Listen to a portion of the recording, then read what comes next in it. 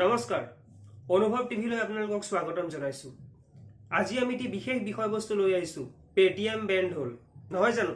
আমি সকলোৱে জানো বৰ্তমান সময়ত গুগল পে কৰো নহয় জানো, কিন্তু আগতে কি আছিল পেটিএম কাৰো। ওই চুনা লাগা দিয়া। আহক আমি ইয়াৰ আৰৰ কাহিনী জানো। আৰু মই আপোনালোকক এটি কথা জনাই থওঁ, পেটিএমৰ বিষয়ে আমি বহুদিন আগৰ পৰাই শুনি আছিলো পেটিএম বন্ধ হ'ব, কিন্তু আজি আমি জানিম পেটিএম বন্ধ হোৱাৰ আৰৰ কাহিনী। পেটিএম ৰিজাৰ্ভ বেংকে বন্ধ কৰিছে। পেটিএম 2017 চনত আৰম্ভ হৈছিল। আৰম্ভ হওঁতে পেটিএমক গভৰ্ণমেণ্টে পাৰ্মিট দিছিল, কাৰণ আমি জানো কোনো এটা বেংক চলিবৰ কাৰণে বা কোনো এটা ৱালেট চলিবৰ কাৰণে কি লাগিব, টকা পইচাৰ লেনদেনৰ ক্ষেত্ৰত RBIৰ পাৰ্মিট লাগিব। আমি যদি চাওঁ যিমানবোৰ বেংক আছে সকলোবোৰ বেংকত একোটা নিৰ্দিষ্ট ধৰণৰ পাৰ্মিট আছে, আৰু সেই পাৰ্মিট লৈ বেংকসমূহ চলি গৈ আছে। পেটিএমৰ তেনেদৰে কি আছিল, এটা পাৰ্মিট দিছিল। এজন ব্যক্তিৰ নাম খুব মনত আহে নহয় জানো, শাৰ্ক টেংক ইণ্ডিয়াৰ অশ্নিৰ গ্ৰোভৰৰ কথা। অশ্নিৰ গ্ৰোভৰে কি কয়, বেয়াকে কয় ন, ভাৰত পেও কি হৈছিল, অশ্নিৰ গ্ৰোভৰে টেকনিকেলি কি কৰিছিল, এটা পাৰ্মিট তেওঁ ল'বলৈ সক্ষম হৈছিল, আৰু পিছত কি হৈছিল, নিজৰ কোম্পানীৰ পৰা তেওঁকে উলিয়াই দিয়া হৈছিল। চাওকচোন, যোনে কষ্ট কৰিলে সিয়ে কোম্পানীৰ পৰা ওলাই যাব লগা হৈছিল। বাৰু যি কি নহওক, তেনেকুৱা কৰিব নালাগে। আহক আমি পুনৰ পেটিএমত আহোঁ।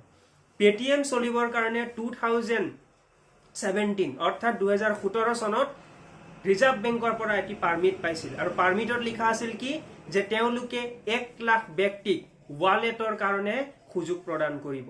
কিন্তু পেটিএম এনেকুৱাভাৱে আগবাঢ়িল যে 2017 চনত এবছৰতে তেওঁলোকে 1 লাখৰ দেওনা পাৰ কৰি গ'ল।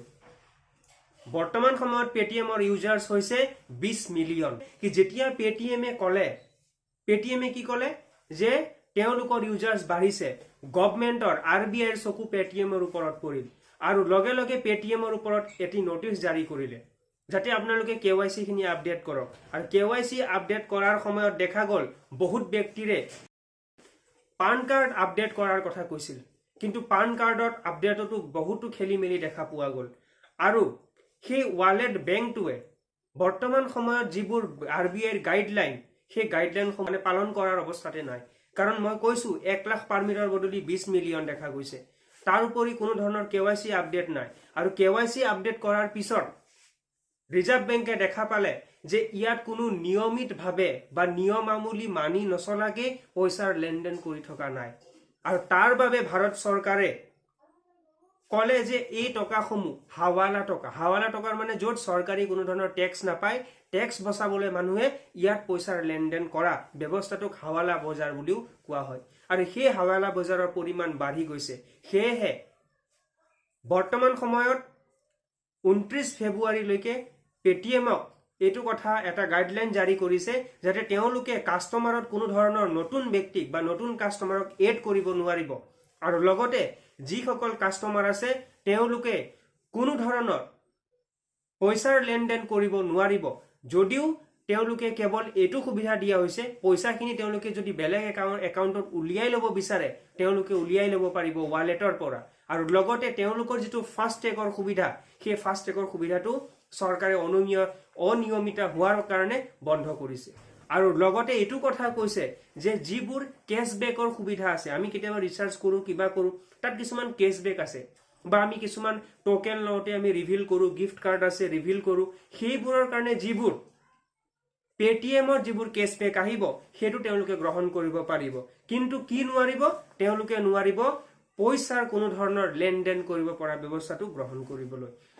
তো এইটোৱে আছিল পেটিএম বেন হোৱাৰ আঁৰৰ কাহিনী। আৰু আপোনালোক সকলোৱে ষ্টক মাৰ্কেটৰ ওপৰত যথেষ্ট দেখা পোৱা গৈছে আগ্ৰহী।